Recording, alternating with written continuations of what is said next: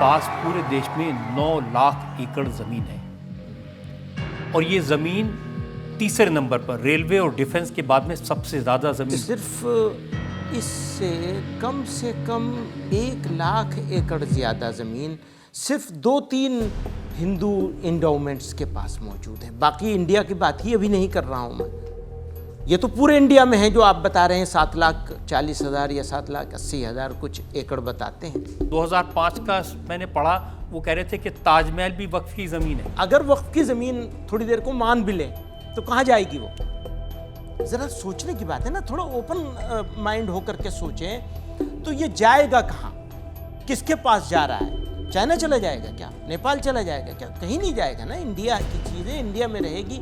शायद ये परेशानी तो नहीं कि सवाल पूछे जा रहे हैं, ये पूछा जा रहा है कि तमिलनाडु में एक गांव 1500 साल पुराना था, वहाँ एक भी मुसलमान नहीं रहता है, सारी हिंदू आबादी है, वहाँ मंदिर है, उसको कहा जा रहा है ये वक्फ बोर्ड की ज़मीन है। अच्छा, अगर मैं ये कहूँ कि आपका ये स्टूडियो वक्फ बोर्ड की ज़मीन है, मैं कह सकता हूँ इस बात को? बहुत सारे ट्रिब्यूनल स्पेशल एक्ट के तहत बने हुए हैं, सिर्फ औकाफ का नहीं है, और भी चीज़ों का है। इसका मतलब ये थोड़ी होता है कि वो मेन स्ट्रीम सारी चीज़ों से बाहर हो गया।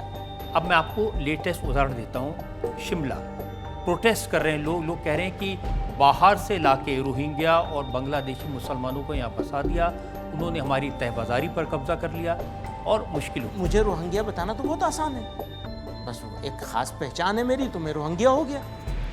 ये तरीका गलत है। आप एक सिस्टम में जाइए, आप देखिए, इंटेलिजेंस एजेंसीज मौजूद हैं, सारा कुछ मौजूद है। उत्तराखंड में बहुत सारी ऐसी जगह हैं, हिमाचल का जिक्र हमने किया, गुजरात में कुछ ऐसी जगह है जिनके बारे में इंप्रेशन ये है कि यहाँ पर मुसलमानों को दूसरी जगहों से लाकर बसाया जा रहा है। उनमें बांग्लादेश से आए हुए लोग हैं, उसमें रोहिंग्या मुसलमान हैं और इन इलाकों की डेमोग्राफी बदली जा रही है। कोई बिजनेस करने कहीं पहुँचा है तो वो कहाँ से आया है, वो कहाँ से आया है, उसका बैकग्राउंड क्या है, इसका तो एक पूरा सारे स्टेट की सारी एजेंसीज मौजूद है, सारा सिस्टम मौजूद है। और उसको लोग बहुत सारी चीज़ों से जोड़ते हैं, बोलते हैं कि इन लोग के आने से लॉ एंड ऑर्डर सिचुएशन खराब हुई, इन लोग के आने से आए दिन यहाँ झगड़े शुरू हो गए। अच्छा, अब रियलिटी अलग चीज़ है, परसेप्शन अलग चीज़ है। इत्तेफाक की बात यह है कि परसेप्शन ऐसा बना दिया गया है। आप सियासत में तो नहीं हैं, लेकिन सियासत पूरी करते हैं। आप नरेंद्र मोदी की तारीफ करते हैं, अमित शाह से मिलते हैं, आरएसएस से बात करते हैं। देश के लिए कोई आदमी कोई अच्छा काम करेगा, तारीफ करेंगे, गलत काम करेगा उसकी मजम्मत करेंगे। तो आप जब प्रधानमंत्री मोदी की तारीफ करते हैं, जब वो इस्लामिक कंट्रीज़ में जाते हैं, वहाँ के लोग उन्हें गले लगाते हैं, उन्हें अवार्ड्स मिलते हैं, तो आपको अच्छा लगता है? अक्सर चीज़ों पर बड़े बड़े डिसएग्रीमेंट्स हैं, लेकिन देश के बाहर जाएंगे, अगर कोई बेइज्जती करने की कोशिश करेगा तो हमारी जान भी उसके लिए लड़ाई लड़ेंगे पूरी। तो बद्री साहब, हमारे देश के लोग बाहर जाकर कहते हैं कि हिंदुस्तान में मुसलमानों पर जुल्म हो रहा है, हिंदुस्तान में मुसलमानों की हालत बहुत ख़राब है, अमेरिका में, यूके में। जो प्रॉब्लम है उसको तो मैं भी बयान करूंगा।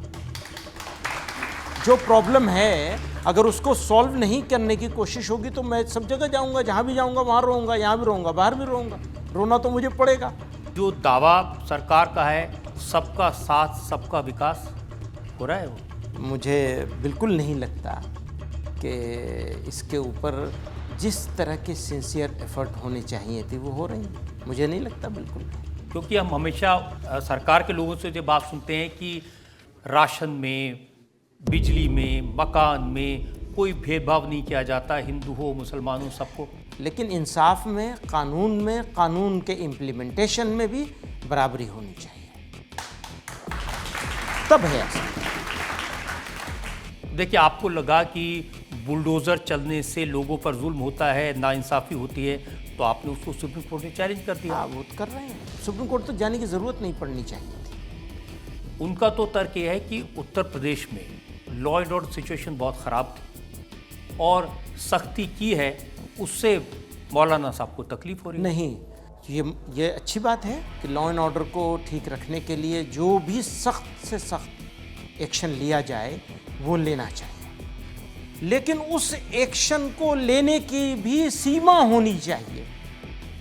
उस सीमा को अगर लांघा जाएगा तो यह उचित नहीं होगा। लेकिन अगर आपके जैसे लोग किसी माफिया के खिलाफ एक्शन लिए जाने पर अगर ऑब्जेक्शन करेंगे, यहाँ सिर्फ माफिया की बात नहीं है, कॉमन आदमी भी, अभी वो मुलजिम है, मुजरिम नहीं है, कहीं किसी जगह से कन्विक्ट नहीं हुआ है। उत्तर प्रदेश में माफिया के खिलाफ, गुंडों के खिलाफ एक्शन हुए, एनकाउंटर हुए, सिचुएशन बेटर हुई, इससे आप एग्री करते हैं? हाँ, मैं पार्शियली एग्री करता हूँ। ये परसेप्शन नहीं जाना चाहिए कि ये किसी विशेष वर्ग के खिलाफ हो रहा है, न उस मुस्कुराहट से, न सवाल के उस खास किस्म के जवाब से, तो बहुत अच्छी बात है। आपका भी मैंने बयान देखा कि ऐसे हज़ारों केस हैं जिनके खिलाफ UAPA लगा है, टेररिज्म का केस है, गिरफ्तार किया गया है, उन सब की कोर्ट्स में लड़ाई आप लड़ रहे हैं, वकालत कर रहे हैं। वकालत करवाना और आदमी को सफाई देने का अधिकार तो हमारे सिस्टम ने दिया है। कुछ तो भी जिसके पास वकील नहीं है, चाहे वो टेररिस्ट हो, आप उसके लिए वकील नहीं, अपॉइंट करें। ये फैसला कि कौन टेररिस्ट है, ये फैसला लॉ इन्फोर्सिंग एजेंसीज करेंगी या जुडिशरी करेगी? अब ये मेरा इल्ज़ाम नहीं है, केंद्र सरकार में मंत्री हैं गिरिराज सिंह, उन्होंने कहा कि देवबंद आतंकवाद की गंगोत्री है और उन्होंने कहा कि हाफिज सईद समेत कई आतंकवादियों के तार देवबंद से जुड़े। जैसे जिन साहब का नाम ले रहे थे, अभी गंगोत्री बताया है, वो खुद ही उसी गंगा में नहाए हुए हैं, आतंकवाद की गंगा में नहा के बैठे हुए हैं। उनको अधिकार नहीं है इस मुल्क की कैबिनेट में रहने का। अगर वो कोई ऐसा आदमी और इस तरह के एटीट्यूड का आदमी कैबिनेट में बैठा हुआ है तो मैं उस कैबिनेट के बारे में क्या सोचूंगा? मैं कहां अपने आप को खड़ा देखूंगा? उन्होंने तो नाम दिए, उन्होंने कहा मसूद अजहर, मुल्ला अमर, फजल रहमान, ये वो आतंकवादी हैं जो देश के दुश्मन हैं और ये देवबंदी थिंकिंग को सपोर्ट करने वाले लोग हैं, देवबंद को रेस्पेक्ट करने वाले लोग हैं। इसीलिए मैं कहता हूं कि उनको बहुत मुबारक हो और ये हमारी कैबिनेट को भी बहुत मुबारक हो। बस और क्या कह सकता हूँ, उससे ज़्यादा तो नहीं कह सकता। वो आपसे कहेंगे आपको मुबारक हो, ऐसी हाँ बात। ठीक है, और क्या कहें, और क्या जवाब।